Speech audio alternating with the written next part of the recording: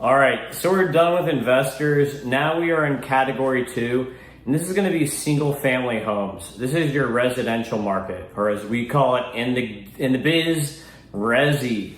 So what we're going to see when we go to our first single family home, our first category here is going to be starter homes. All right, so when we pull up as a contractor to a starter home, this is usually what we find. There's a brand new white picket fence. They just painted the house. There's a brand new gutter. They've done everything completely out of order.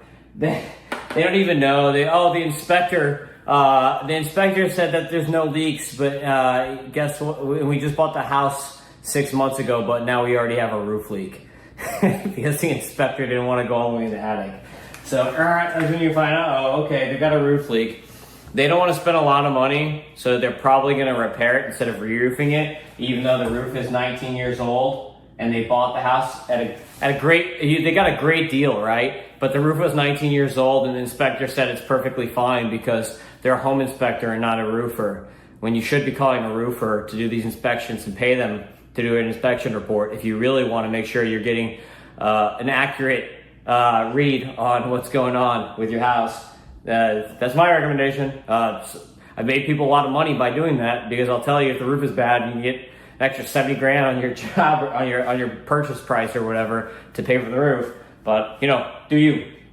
But yeah, they've done everything in the wrong order. So now you're gonna have to come and you have bright new shiny gutters. They just paid 4 grand for you that they're gonna have to rip off because they spiked them through the drip metal. They didn't know any better. Gutter person didn't know any better, spiked them through the drip metal. So now you gotta rip the whole thing down, even though they just spent 4 grand on it. To do the roof.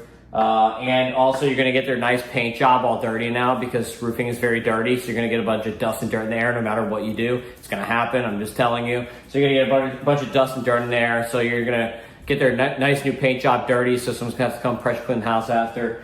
But this is what you run into on a starter home, is you run into problems because the people that own starter homes, no offense, they don't really know what they're getting into.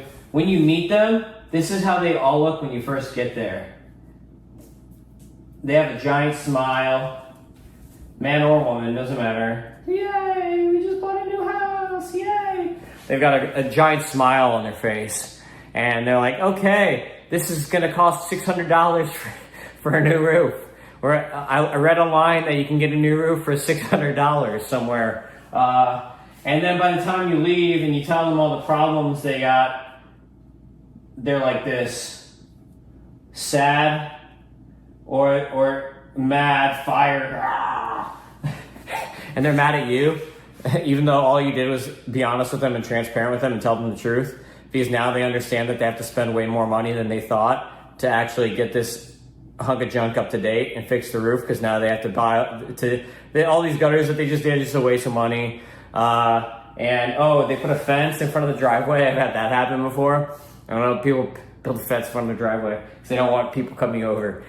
Sorry, you gotta get that fence out of my way so I can deliver the material. But there's your classic starter home. That's how they are when you get there. That's how they are when you leave. Can't do anything about it. You're just being honest, and they just don't understand what's going on.